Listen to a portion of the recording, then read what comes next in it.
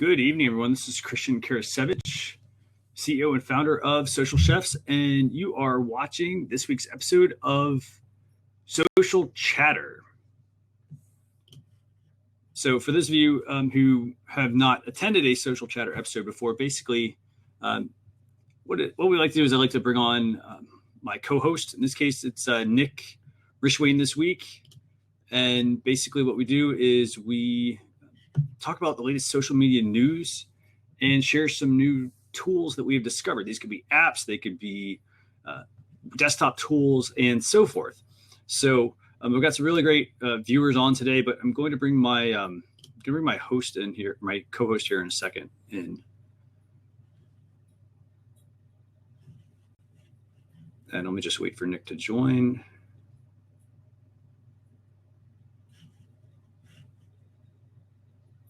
Awesome. So Nick has just joined. We're going to bring him in as a guest. Hello, hello. What's going on, man? How you doing this week? Doing well. How about you? Not too bad. For a second, I thought I was on Huzza, and I thought you had to send me the invite, so I forgot that I had to request to join. Yeah, I was over there looking for you. I was like, okay, he's in here. Where is the invite option? And then up popped your request. Okay, yeah, it's too many live video platforms for me to keep up with. Absolutely. That is, one of the really frustrating things about live video is there's just so many apps and they all do things just a little bit different. Yeah, it's a little different. Enough to keep us on our toes. But you know what? That's all good. It's all about being uncomfortable. That's right. That's right. I like doing live video. I know a lot of people, though, they do this and they're kind of like, well, I'm afraid. I don't really like, they don't like being in front of people. And I'm like, if you've done a YouTube video, it's the same thing. I mean, you're putting yourself out there, except, hey, we're just talking live. Yeah, it does. I think it bothered me the first time, and then I got used to it. So, it's not really all that bad. So I want to give everyone a quick shout out. So who else do we have here? Let's see. So we've got Eric. Thanks for joining. Of course, we got Nick. We've got Au Natural Aromatherapy. Very good to see you as well. Just a couple of quick notes for everyone. If you have any questions during the show, you can put them, if you're watching this live, you can put them in the comments section. We'll do our best to answer them. And if you're watching this on YouTube or on a blog recap, just put them in the comments and we'll also answer them there as well. You can also tweet us at Social Chefs. My name is Christian Karasevich. That's my company, and my personal handle is CKROKS. And then Nick, yours is what, experts.com BP, is that right? Yep, I got that one. And personally at Nick J. Rishwain. And use hashtag social chatter, and we will do our best to answer any questions you have. So, ready to get going? Yeah, absolutely. Sorry. Yes, absolutely. That's okay. And who was it? Eric, we'll do our best to bring you in. We'll get the show going, and then we'll work to bring you in on some of the topics if you have something you want to talk about. So let's see. Topic number one. How do you want to kick us off? I know I sent you a list, but yeah, topic number one I have listed as LinkedIn supporting hashtags. And this is really good news. I'm glad that I think we all can agree to that. What? I think we can all agree to that. Like, it's about time. It's funny because I actually did a video a number of years ago, 5+ years ago, on hashtags. And I talked about it at the time and said, hey, you know what? They're only supported by Twitter. They weren't supported by Facebook. They weren't supported by LinkedIn at some point. And I got so many questions. People are asking, well, hey, now Facebook supports it. Now LinkedIn supports them. So that's good news. I mean, what do you think about this? Are you excited about this? Are you going to start using hashtags on? Yes, I think I will. I don't want to overuse them. Professionals tend to overuse them because they're not professionals in social media. So they put a dozen different things and they don't know what hashtag actually has any legs, I guess. Mm-hmm. And so I plan to use it. Certainly we'll use the hashtag expert witness, litigation, things like that, lawyers, that type of thing. but I think it's good. I think it's about time. You know, I started recently a legal tech community group on Facebook because what I've seen in the groups on LinkedIn have just been people spamming, which I think is has been not spamming, but I post my content. There's no engagement. Mm-hmm. And it seems like everybody's doing that in the groups. I'm hoping that this hashtag will help. You and I had a little conversation about it earlier today. Maybe identify and curate the content that you really want to see. And LinkedIn's become incredibly noisy in the last few years and hard to keep up with everything that's going on there. And hopefully I'll be able to identify the right types of information using the hashtag. Absolutely. And, you know, going kind of back to your LinkedIn, sorry, I think you talked about, was it Facebook groups you said a minute ago, how you were? I started a Facebook group just because what I've seen on LinkedIn groups that are in our industry have just not been, it's been a lot of everybody promoting their own content and zero engagement. So I will say this, I don't know if you have this feature, but just a quick note for everyone who is watching, Facebook groups. So in, you know, kind of besides using a hashtag, they have a feature and it's not on every account and they're called group discussion topics. And I don't know if I've mentioned this one to you before as well. I don't know. So this is actually a really awesome thing. I'm actually going to put a link to this because I have these on my account. On a number of, I have a Social Chefs Facebook group. It's facebook.com/group/social chefs. But you can basically go here. This is an article I wrote when I got this, and it lets you go in and create topic area, basically buckets, topic areas, and you assign your content to a topic. Okay. So it's kind of neat because you can get in the habit as a group manager, a group admin, to filter your content into certain buckets based on what somebody has shared. Okay. I like that. Something to, you know, definitely think about if you are concerned, if you're using a Facebook group and you're, you know, getting too much content and so forth. I like that. Yeah, I have, and I just followed the Social Chefs today on my personal Facebook. Awesome. And so I'll take a look at that as well, just to see how I could better moderate my own Facebook group. But back to the LinkedIn hashtags, what are your thoughts? I like the idea of using it, but I kind of agree with you. I think that a lot of people are going to possibly misuse it because they're not really sure what hashtags to use. You know, do I put in like 20 different hashtags? It's a professional network. I mean, I still think you need to do, you know, you're going to have to basically do some research before you're going to go share a hashtag. I don't know of any tools at the moment that are going to give you LinkedIn data because LinkedIn is usually pretty scarce with how much they share with you. But I think it's a really good thing to have. You know, I would look at it like this. If you're going to go and share something on LinkedIn, I would possibly look up, you know, do a search on LinkedIn, see what topics people are talking about, see if they are using any specific hashtags, click into those hashtags and see what kind of keywords they're using. I would use, you know, something that is very specific to your content, but also go broad, use some industry specific ones, possibly ones that you think people will use on LinkedIn. For example, I don't, you know, let's say I'm sharing a piece of content and it's something that like it's breaking news. I might use hashtag breaking news on Twitter and Facebook, but I don't really know if that's going to fly on LinkedIn. A lot of people aren't going to LinkedIn to get news. Breaking news, right. Think of it, you know, think of it differently in terms of what's my topic? What would be the main possible keyword I want to use? And then, you know, do a little bit of research and then you'll start to kind of see a pattern, I think, emerge regarding doing that. So, you know, and you could also, I mean, I'm trying to, there are a number of Twitter tools out there you can use for keyword research as well. Kind of look at, well, what's the main keyword? And then like, how do these smaller, you know, tools, or sorry, how do these smaller hashtags relate to that broader one? So right tag, hashtagify me, those types of tag candy, I think is another one. You can use those. And I think you just will need to use those to try and identify what will be hopefully useful, and preferably other professionals will start learning how to use those, because I think they can overdo those really easily. And honestly, this is kind of the advice I give anyone who's using any sort of hashtags. I always recommend using maybe 3 hashtags at the most if you're going to use something on Twitter. Facebook, people don't really use them as much. So maybe you want to, do 5 to 7 depending on your topic. But in most Twitter posts, I try to use 1 to 2, 3 at a maximum. Absolutely. But I try and do 1 to 2, and I usually don't go over more than 3 on Facebook either. And so I would say play around with, try. I mean, heck, maybe you want to start with the ones you're using normally on Twitter. See if they have any impact on LinkedIn. Sorry for getting this confused. And see how that works and what kind of results you get. But that's news from LinkedIn this week. LinkedIn supporting hashtags finally. Yeah, excellent.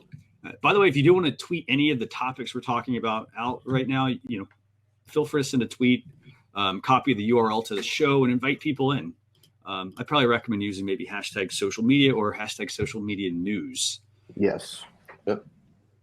So with that, let's move into a little Snapchat. Let's do it.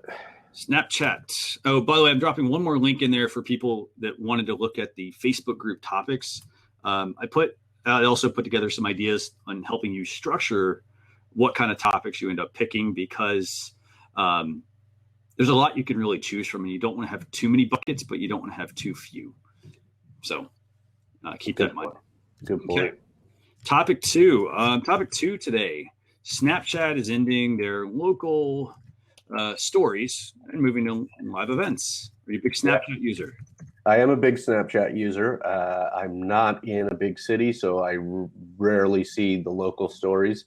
But I think this is probably a good move, and this may be a move into something more live video, because although you record your Snapchat live, when people watch it is usually later, and it's not live at the time they normally see it.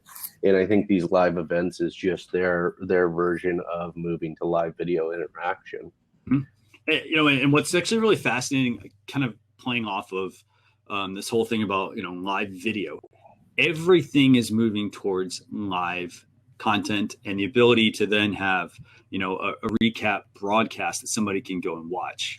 So this way people don't have to feel like gotta be, it's kind of like DVR for social media essentially. Yep. And by the way, if you want to tweet that out, feel free to, because I think that's a pretty good quote. That is actually awesome. I could have smiled, but hey. Yeah. I'm actually snapping it as we're talking. Oh, this is great, actually. I think we're connected on Snapchat too. So I'm not sure that we are. I was thinking about that the other day or this morning whenever we were talking. I don't know that we are. Huh. Well, so we'll have to resolve that after the show. Absolutely. So this is great news. So basically, everything is moving towards the whole, the live video aspect. Local stories, great to have, but again, if you're not in that city, it doesn't really help you. Correct. But live events that are taking place in a city that may be not geo specific is going to really be cool, because if I see, now we've got folks like Jeff Goldberg who Periscope and Snap. I don't know if you're familiar with Jeff, but he does great stuff from New York. You see that stuff up close and personal with him.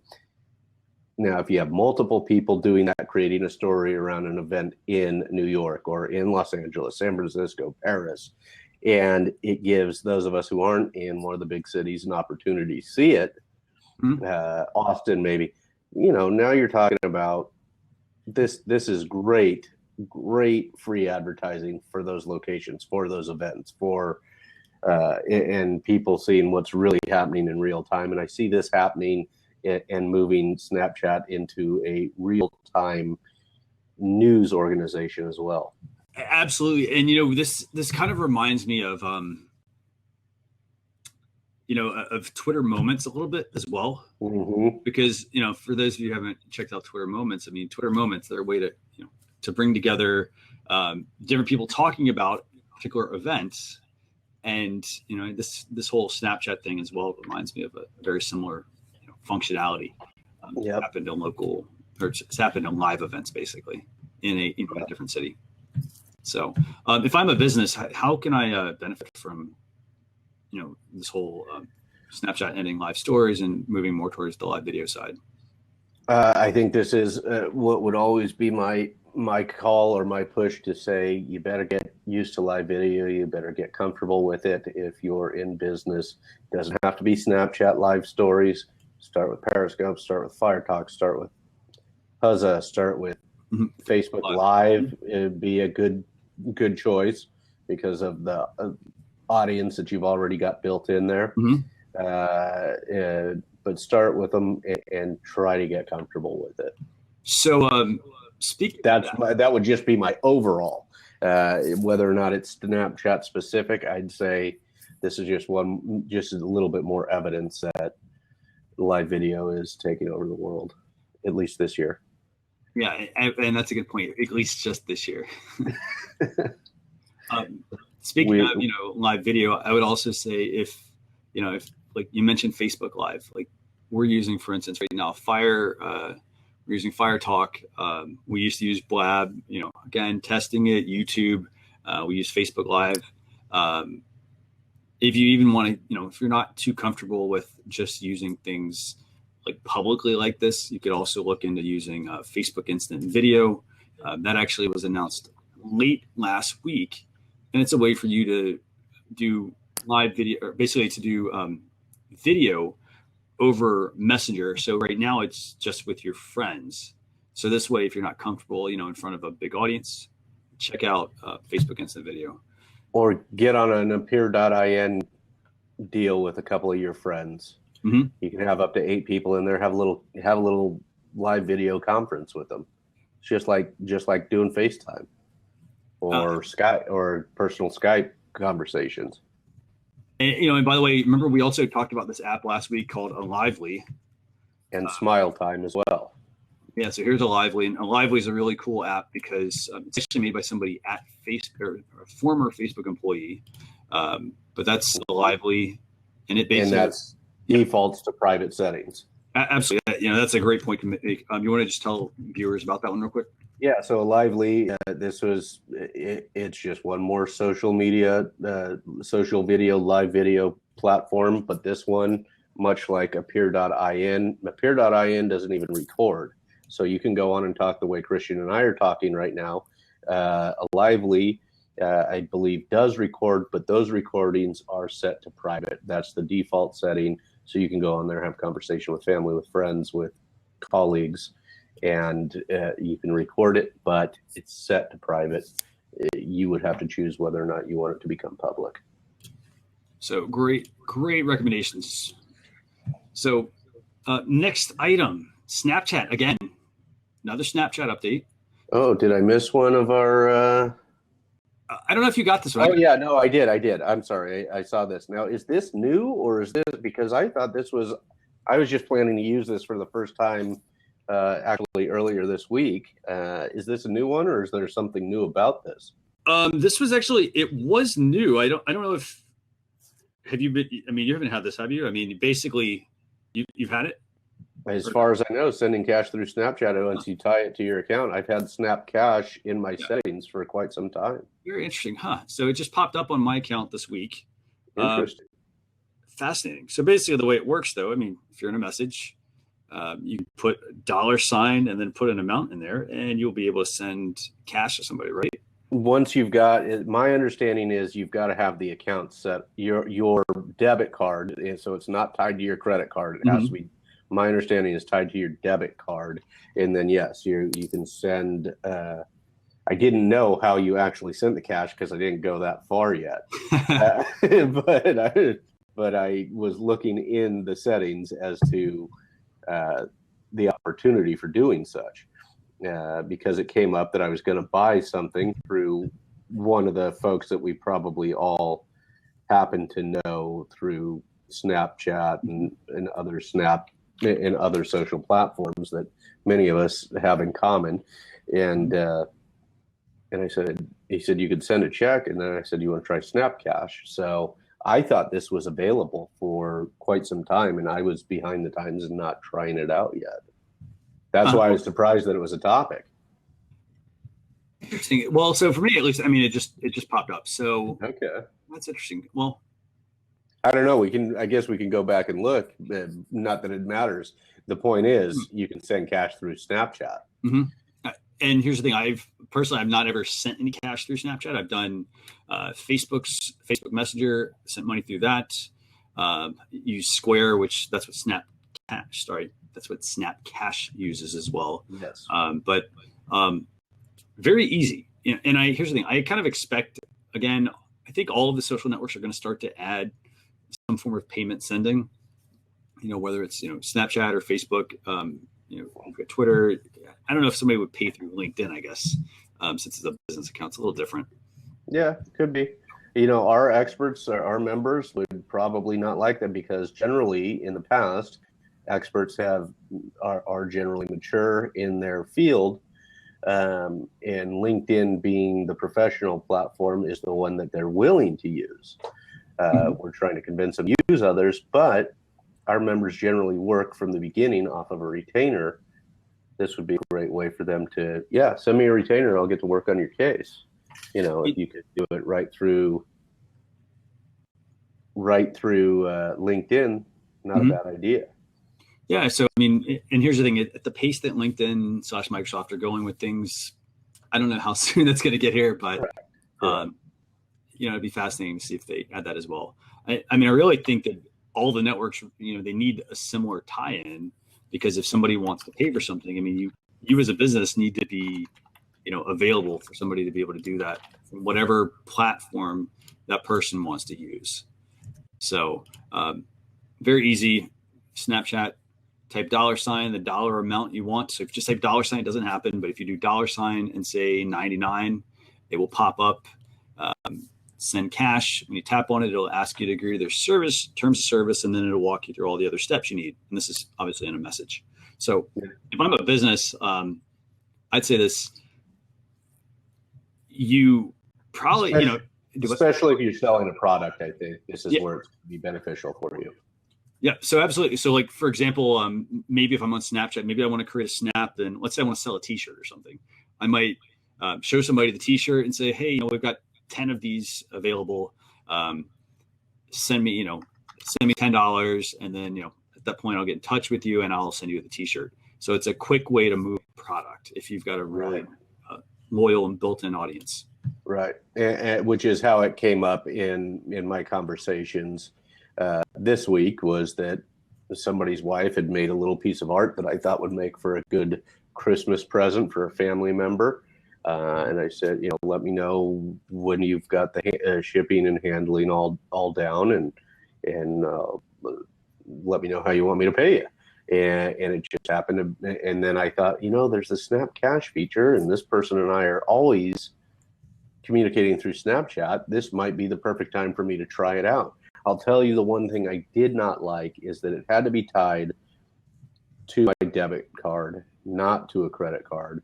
And I'm usually a little more risk averse when it comes to the debit card, because if somebody drains that account through some hack or something like that, it's much harder. It's not as fast to get the cash back as when a credit card company, you say, look, I didn't make those charges, and then they spend the time hunting down the villain.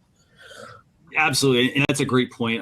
Because I personally would feel a lot more comfortable as well using the credit card side, because you get a lot more, usually get some more protection on that. More protection, and usually as soon as you contest a payment or a charge, and not to mention that they'll notify you. My bank has notified me when I've had some sort of fraud issue before. They'll notify me, they're on top of it before I've even seen the statement or so. And I've noticed that, that's a more difficult feature generally when dealing with your actual from your checking account. Mm-hmm. So just something to be aware of. Absolutely. So let's get into topic 4. And I don't think we could probably do maybe 2 more topics after this. Yeah. It seems like we're moving along okay today, right? Actually, yeah, I think we are doing pretty well. So, by the way, if anybody has questions, if you're watching, just let us know. So, let's see, topic number 4. And this one, I just alerted you to this earlier today. Twitter is adding a new direct message feature. Okay, yes. I did not know that this was on the show, but I'm glad you brought it up, because I think you, like myself, fans of Twitter I know I'm a bigger fan of Twitter than I am of many of the other platforms we discuss. So tell us about it. I think a lot of people kind of give Twitter a bad rap, and I think we've kind of talked about this a lot. I mean, people say, "Oh, Twitter's dead," and like, yeah, maybe they're having a hard time getting users, but they're not stopping. It's not stopping them from like trying to make the platform better. One of the biggest things that people had with Twitter was that they thought it was too difficult to use when you first got started. Right now, with as I've seen this in the last like month easily. They've been adding feature after feature after feature, or making some adjustment, or coming out with something that's pretty innovative. Like last week I think we talked about, or I think it was last week we talked about what was it? It was the ability to do sharing revenue with for live on Periscope. Who has actually tapped into that yet? Nobody's really like started. Yeah, no, I think that's with some influencers first, as many of these things normally are. But they're working on it, and the thing, they're not profitable yet, but they are making money, and people forget that it's not. If it's making money, it's not dead. No. And sure, they may have their price per earnings may be a little different than what you would call a really profitable company, but money is coming in. And you also have to look at, like price per share or whatever. I mean, a lot of those numbers have really gotten out of whack for some companies. Mm-hmm. Very much so. Insane valuations. So here's the new stuff that's on Twitter. So it applies to direct messages. They basically are now giving you read receipts. So this way, for example, previously you'd send a message and you'd never know that you didn't really know your message was being sent. It would just say, "Hey, sent." Now you get a read receipt. So for example, I go to send a message. I can see, for instance, that Nick read the message, which is pretty awesome. I can also, you basically get a timestamp and then you get a check mark next to it. What's cool is that if you actually use this feature to send a private message, Nick, if we send it, for instance, to you and myself, say I send something to you and to Vincent, and a couple of our other friends, we can actually see that everyone saw the message too, which is pretty cool. Yes, that is very cool. In fact, while we're at it, am I following you, CK Rocks? I think you are. I don't know if I'm following you through my experts account here, so I'm going to go and do that. Or maybe you're not following me back, but I was going to. Let's see if I can send you one while we're. Okay, you'll have to follow me back on my professional account, but I was going to give it a try just to see. But I guess we can describe it. So it's. To simplify it, in my mind, it's much like what you would see in iMessage. If Christian is typing a message to me, a direct message to me, the little dots will be going so I can see that somebody's responding right then and there. Like you said, the read receipt, make check mark to let people know that it was read. Very similar to iMessage. When I say the dots, the ellipses showing that someone's writing. I think it's good. I think maybe it will, because I don't do a lot of communication through Twitter, direct message through the professional account, but I do more of it through my personal account and one of the other accounts that I run. And it would certainly be nice to, because sometimes when you send a direct message, you just back out, you leave altogether because you never know when somebody's going to get it or respond. And so if I see that somebody's responding, I'm probably not going to back out of the app. And that's a fantastic point you made there, actually. So a lot of times people, like you said, when we go on, for instance, on Twitter, and we're going to respond to somebody and we don't get any sort of response from them, we don't expect direct messages to be, to be immediate right there and for them to respond. But what's cool now is that, for instance, if I sent you a direct message and I saw that you responded, I want to capitalize on that little bit of time that it takes to have that conversation with Nick. By the way, I am following you now. So okay. Feel free to. I'm going to test it out then. Just maybe when you bring in the next topic, I'll send you. Yeah. So that's what Twitter's getting. They're getting the direct message piece. They're getting you mentioned the typing indicators. They're also getting it, and it actually is kind of neat. So in addition to being able to see like somebody's typing back, if you've sent a direct message to multiple people, this is actually what's really cool about it. you can see that all of those people are actually responding. Very cool. That's actually pretty neat. So that way, like for instance, if you're ever doing like a group direct message or something, maybe you're at an event, you want to communicate with a certain amount of people there. You want to coordinate something, some evening event. You will at least be able to see who else, that they're seeing it, that they're responding to it, so that you can continue doing what you're doing. And these are things that Facebook Messenger has, right? Which you and I have normally been communicating through in preparation for the show. In the last few weeks that I co-hosted, we go through Facebook Live. This now gives us the opportunity to do that kind of communication, should we want to, through Twitter direct message. Absolutely. So, by the way, go ahead and now that I got your message up, if you want to, would you like to go send me a? Just go. I'm going to open this. Let me see if. There it is. Awesome. So okay, so I see that you got that at 5:30. Awesome.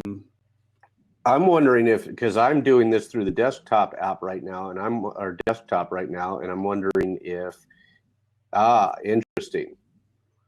So this only applies. I was gonna take a picture of it, but it went too fast. This is only applicable on your mobile. Only applicable, right, for now. But interesting nonetheless. So here's the thing. One is I really hope that you bring this to desktop.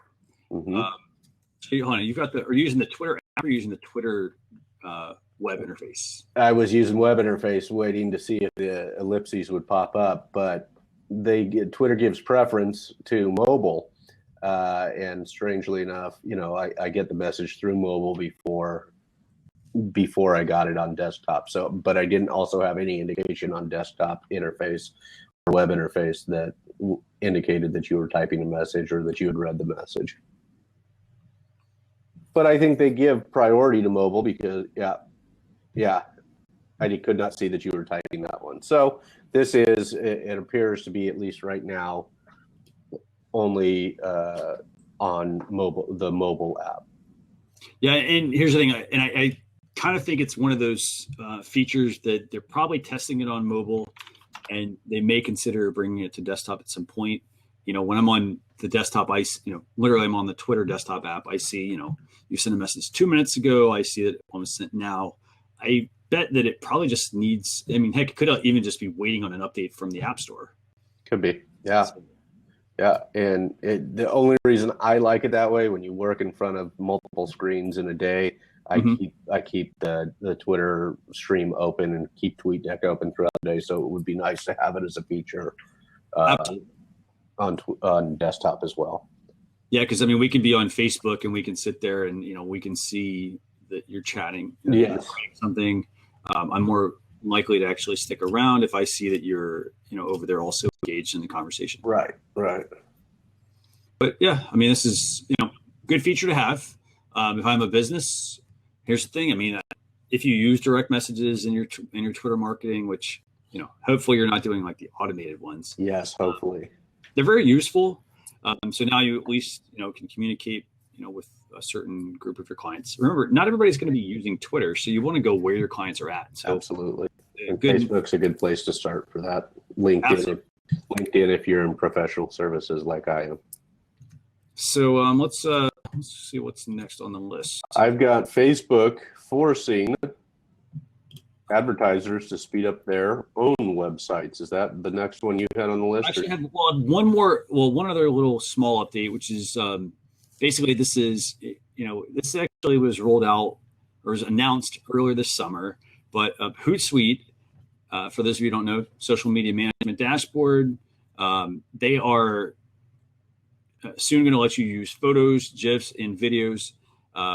They're not going to use up, for instance, characters in your tweets. So that was a feature that was announced a while back that Twitter would not count links to content in tweets.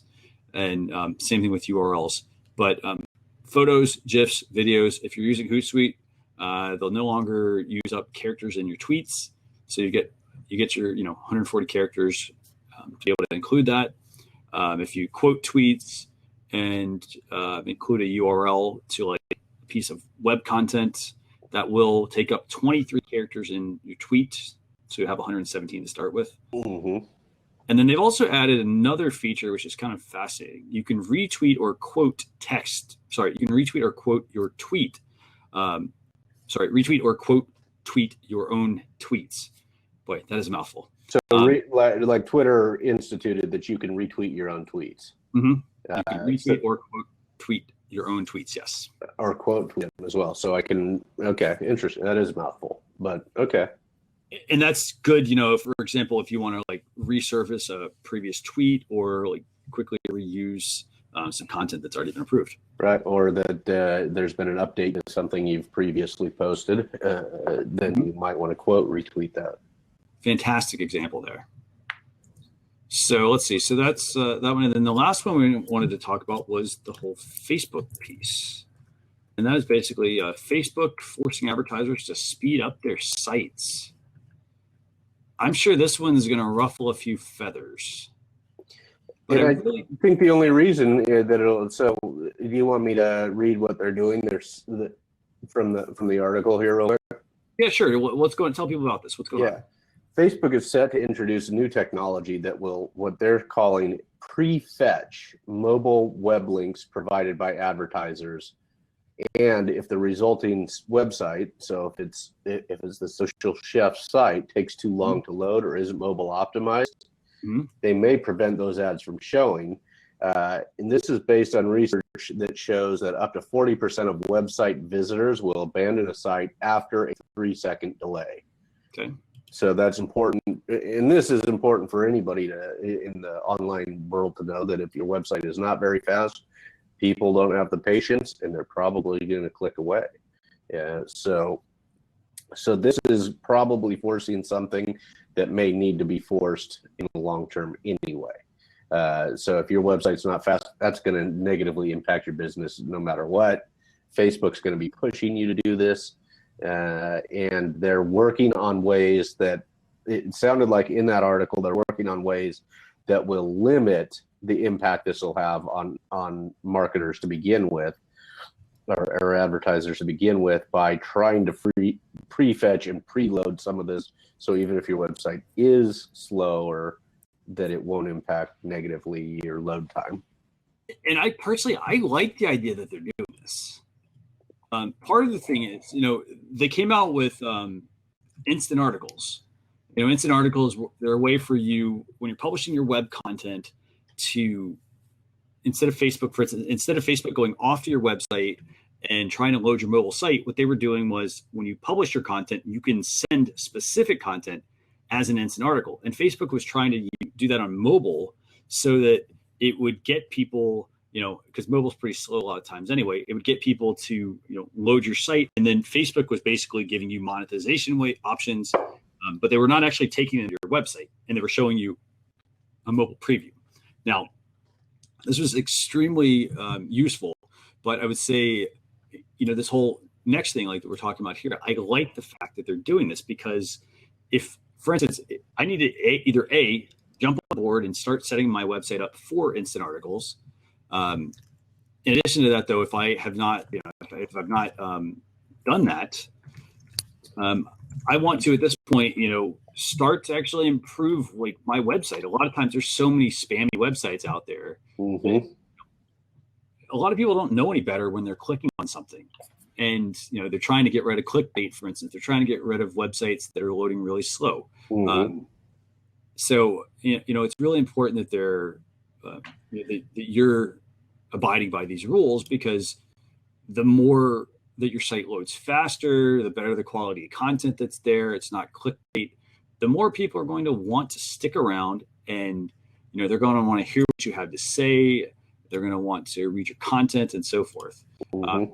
You know, and this is actually good, because it's really, you know, it's kind of hitting people right in the wallet in a way, because if my website has really poor load times, it's just not giving people a good experience. Facebook wants to change that. And I think that makes a lot of sense. Yeah, I do. You know, sometimes I don't usually think of Facebook when I think of visionaries. They're not. They're more of an imitator than a visionary on a lot of these things, in my personal opinion. But sometimes to force a change. Some visionaries will take steps like this. We saw Steve Jobs do it with the iPhone and other things, and so I think this is forcing the customer to adapt, and I think that's all this is, and it's probably necessary. Yeah, it's kind of like, granted, we could have talked about iPhone, iPhone 7 this week today, Apple Watch 2, AirPods, all that kind of stuff. But, the big news out of that was that, hey, the headphone jack got removed. And this is a very similar thing. Apple is pushing people to move away from the headphone jack, which makes sense. It helps speed up innovation because it gives them new ways to work with the device. But now if you look at, Facebook, it's kind of the same way. Facebook's saying, hey, we want to, instead of just letting people create content and just dump a whole bunch of stuff on our site, which, by the way, makes them look bad because people have this, negative connotation that, oh, Facebook is the one doing this, but it's not Facebook. It's, it's the marketer, it's the, the individual, it's the small business owner. Right. That is in a way creating a poor experience for people. Facebook in a way is almost trying to take that back. Yeah. And I think you should want them to take it back as an advertiser, as a marketer. You should want, because if somebody's leaving your site, but it's registering as a click, your analytics are going to be messed up. So they clicked on it, but they're not ever getting to your content. There's a problem there for you. Absolutely. So I would actually say it's kind of like this.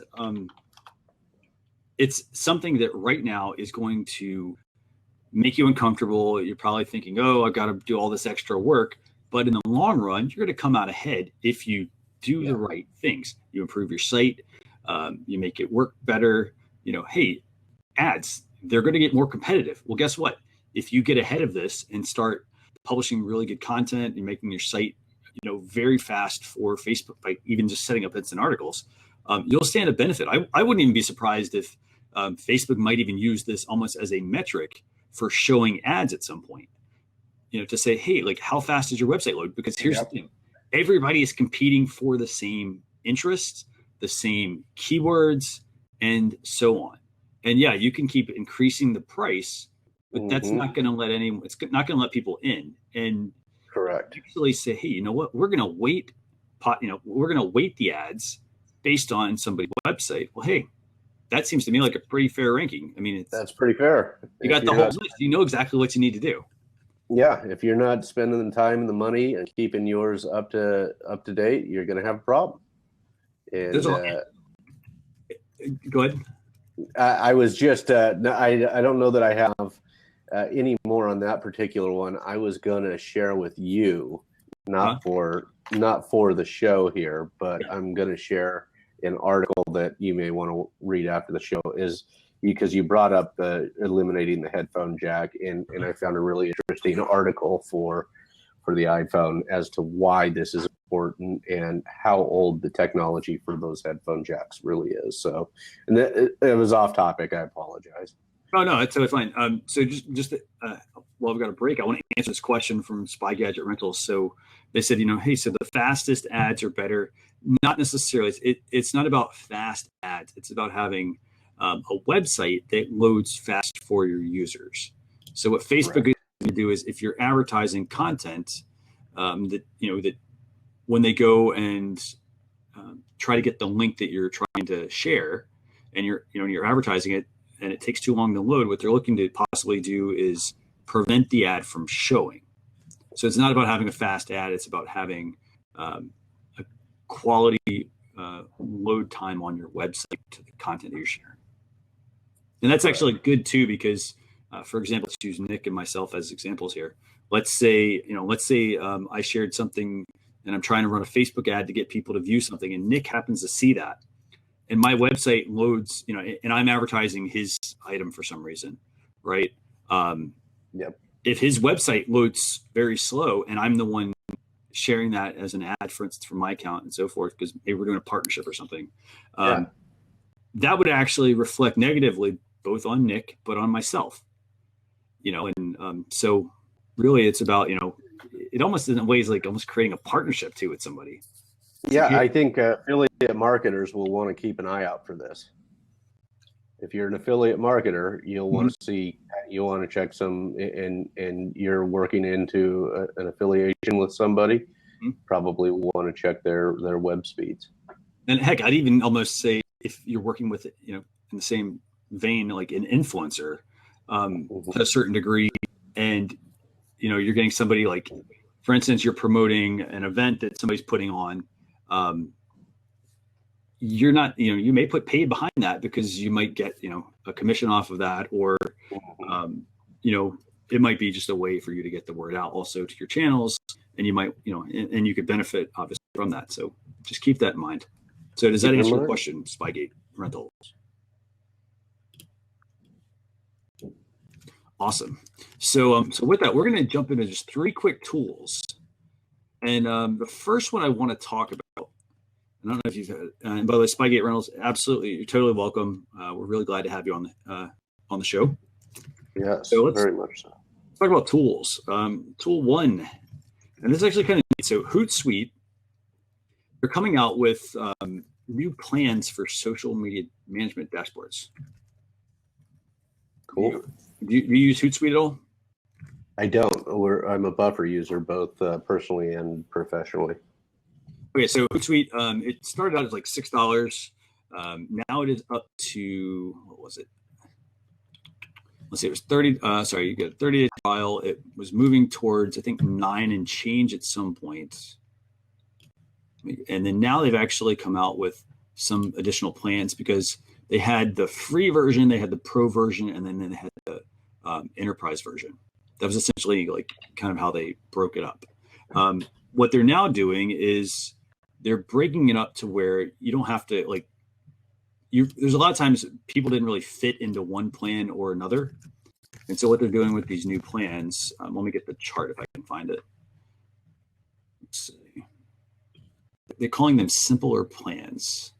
Okay. So basically, okay, so they have the free plan, or sorry, for years they basically had this. They had the free plan, the pro plan, and the enterprise plan. So the free plan was people who were just starting out managing social, who really wanted to like try out the Hootsuite product. The pro was for small business owners and entrepreneurs who want to use it for their own social media channels, and the enterprise, which pretty much had lots of bells and whistles, except the fact that it was really expensive and you would use it if you were, a B2B company, pretty much. Yeah, so cool. What they're doing is they're moving towards the free, the professional, the team, the business, and the enterprise plan. So they're actually, and they're saying they're making it simpler, but they're adding new examples. Okay.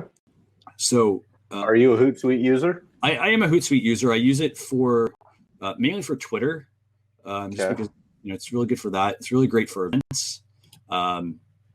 I have been on Hootsuite since they got started a long time ago, and so I have like their pro plan. But basically, what you're getting with this is, let me see if I can get the chart. So actually, I gave that link, but for some reason they don't show the teams option. But you have the free, which is 3 social profiles, basic analytics, and message scheduling. This is actually kind of fascinating. Then you move into the pro, which is 50 social profiles, an enhanced analytics report, bulk message scheduling, and then 1 user included, and then obviously access to premium apps. And then if you get into the business one, that's 50 social profiles, real-time analytics, publishing approvals, starting with 5 users, social campaign templates, a vanity URL, social certifications, and so forth. So that sounds good. I mean, depending on what your needs are. Absolutely. And I want to get the teams option, actually, and pull that up real quick if I can find it. And honestly, I don't really know if this is really it doesn't seem like to me like it's simplifying anything. Sounds like they're giving you more options depending on your needs. Yes. So let's see. So with the team one, and then they have a simplified pro. And so they basically have a team one, and then they call it professional for new customers. Let me see what they do with the teams. So they don't really give too much insight into it, but here's an additional link if you want to check that out. And I'm kind of glad they're doing this. I mean, their service at one point was kind of stagnant, but now they're really starting to, start to like add on a lot of additional features, and people are starting to need more and more of this because they're having people manage their social channels. So, really good news. So that's tool 1 for today. So is, the new Hootsuite plans. Tool 2, I want you to talk about this one. So this one's interesting, and it's not a tool for everybody. I don't know if you had a chance to see that, at least not yet, although I can see value in it becoming a tool for everybody. This is currently a tool for law enforcement or investigators. It could be for private investigators. I could see it used oftentimes in the legal channel. It's called Media Sonar, and it's social media intelligence. And I saw some others doing this type of thing when I went to the Legal Tech Show in San Francisco, and I think it's pretty impressive. They allow you to kind of geolocate social media content posted daily. It's an organization. It provides organizations, mainly at this point law enforcement, with comprehensive yet easy to use solutions to aggregate, filter, analyze billions of location-based and non-geolocation-based social media content. So everything's done on social media these days. If you're trying to solve a crime, you want to find out what's happening in this particular location, our location, Central Valley of California. You can kind of get a feeling based on, you're going to be seeing trends of what's happening in Central California, or what's happening in New York, or what's happening in a particular borough of New York, right? And this is going to help them to identify threats, crimes, campus safety, monitoring events in real time, and seeing what's trending in a specific geolocation. So I thought this was pretty cool. This is certainly not what we would normally talk, or what you've normally talked about as tools, because it's not really available to everybody as a business. But I do see this type of information going to become, it's analytics for specific locations, and I think we're going to see more of this on the business end too in the future. Absolutely. I personally, I think this is a really good tool to share. I think that it's got a lot of usefulness to it. So I'm glad you brought it up. I think that it's going to get people hopefully looking more into it, because there's a lot of tools out there. They're not just like basic apps and so forth. You can really do some really good work with that. So, and you can find some great information. You can see this being used by FBI if an attack of some sort took place, to find out what's going on in a particular community. You can see that happening. I can also see the same type of thing, and there may be tools out there that do this already. I can see the same type of thing being available, becoming available to businesses in certain locations, and it would be great information to have. But this is a cross-platform social media intelligence tool. So great, really great, great find actually. So yeah, it'll be interesting to see where they go, how big they get, or if they only service law enforcement in the future. I see this being, maybe right now that's what they're going to do, but I think over time we're going to start to see it being used a lot more in other, in other spaces. Social not going away. Everybody's going to still use social. They still, there's just going to be more data, because people are still, honestly, I don't even think we've barely scratched the surface on this, because a lot of people are still just getting into things like this. Yeah. So, and I think this is going to be a great way for sentiment analysis and things like that in the future. So if an event takes place, that you could use this, I could see this at an Olympic type event, trying to gain knowledge, gain intelligence based on what's taking place around an event in a specific locale. That's going to be good information to know. What are people having a hard time with? Are they having terrible time with transportation in this particular locale? How can we improve that? For sure. I think that's a great point, because a lot of times, a lot of people, what they'll do is they'll go on, for instance, onto Twitter, and they'll use Hootsuite, for instance, and set up a dashboard. Great. except for the fact that, it's a lot of data to mine through. And with this tool, I think that it can actually really, really cut through a lot of that noise and help an organization really get more out of the work they're doing. Yeah, and I picture this. Now it's not available for me to demo, but I picture this as sort of a tweet deck for multiple channels. So, as a way to kind of mine or curate information only right now for investigation purposes. And I think that's a really great example, because a lot of people, what they do is they look at these, they look at these tools, and some of these tools are just for a specific network. And so otherwise, like, a lot of people say, okay, well, they want to know Facebook data. How are they going to get Facebook data? It's going to require a lot of analysis, spending a lot of time just trying to go through the data, not even really knowing where to start, because you've got so much to kind of look through. And so I think this tool can really be a valuable thing that somebody, spends a little bit of time with, to help them do their job better and faster, more efficiently, more effectively. So, so with that one, I have one other tool I want to share. All right. You might have actually already checked this one out. This one is actually a tool called Strobe from Facebook, and it's been out for a while. But here's the thing: I actually have not heard anyone talking about these tools. So Facebook has a whole bunch of additional little like tools that they have. This one, for instance, is specific for Messenger, and it's a way for you to basically take photos and create a GIF and send them through Messenger. Okay.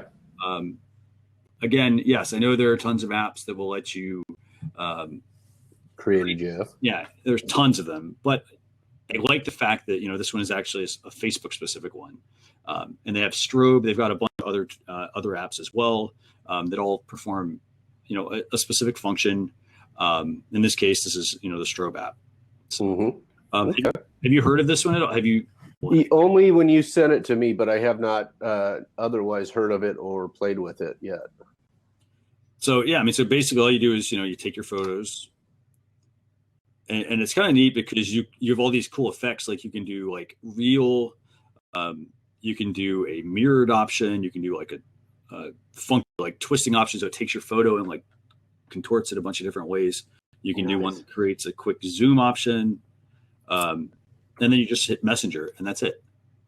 Okay. So it's pretty slick, I think. As far as just being able to have that single tie-in to Messenger, because that's the only thing you do with it. You hit Messenger, and there it goes up on Messenger. Yeah, that's nice. And what are a lot of the tools that we're seeing these days that are more visual and interactive?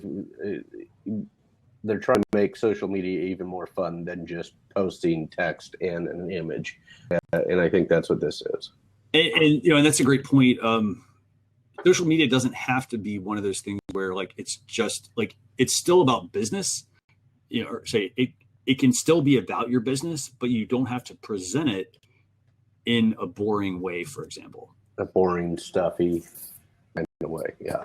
Or going through the same motions, which are like, oh, let me get a social, let me create a social tile or something to that effect. And, let me do the same thing I always do. Mm-hmm. This is, a new way that you as a business might want to experiment, with messaging your customers, for instance, because you do Messenger and as a Facebook page, a Facebook group, a Facebook profile, it all ties into Messenger. Right. So, you can go to, I think it's messenger.com. And if you go to messenger.com, you can sign into Facebook, and then you can switch to your Facebook page or Facebook groups and so forth. I did not know that. Yeah. That's a good tool. So yeah. So with that, I want to say a big thanks again for co-hosting this week. My pleasure. A lot of real, it's funny when we were putting this together, we were like, there's not a lot of news this week, but Turns out there's more than we thought, huh? And a lot of things seem to come out on Thursday anyway. They want people to get the information before Friday because nobody's paying attention on Friday. So Friday is kind of a dead news day. So it seems that a lot of good stuff comes out on Thursdays. Thank you, Spy Gadget Reynolds. Glad you showed. The show is on every Thursday at 5 p.m. Eastern time. So yeah, so thanks a lot, by the way, Spygate Rentals, or sorry, Spygadget. I was calling you Spygate, but thanks a lot for joining. And for everybody else watching, if you're watching this on YouTube, on the blog at socialchefs.com/blog, on Twitter, we do this every week, as Nick mentioned. And if you want to get a ticket for next week, every show, they're free, but you do need to get a ticket. That also lets us know who's coming, but you can get a ticket to next week's show, and there's the link for that. With that, I want to say, and one last thing. If you want to get on our email list, you can text Social Chatter to 33444. That'll get you on the email list. We'll notify you about future episodes of Social Chatter. I'll send you a link to the blog post and give you also a sneak peek into what topics we're going to talk about for the week. Excellent. So, Nick, anything you want to share? I noticed you got this cool T-shirt on. What's this T-shirt? Oh, I wore the experts.com T-shirt today. In about 20 minutes, 25 minutes, I'm leaving here. I'm going to Tahoe for the weekend. So, awesome. So I came relaxed today. Well, that's good. I mean, I like that. You're repping experts.com, Knowledge Connected. I've got the Short Stack T-shirt on. Nice. Cool. So I don't know that I specifically wore it for the show today. It may have been in the back of my mind while I'm on experts.com time. I should at least show the experts.com logo. But I was like, what's lightweight and will sustain a 3-hour drive when I leave the office? Absolutely. So I want to say have a fantastic weekend. Thanks again for hopping on and helping us get the word out. And if you have any questions, everyone that's watching, leave a comment or reach out to us on Twitter at was it experts.com? Experts.com VP or at Nick J. Rishwain. There, if you scroll to the top of the chat, you'll find mine up there. So absolute pleasure. I know you want to get out of here. So thanks. Have a good one, Christian. Thanks, everybody. Talk to you soon. Bye-bye. Bye.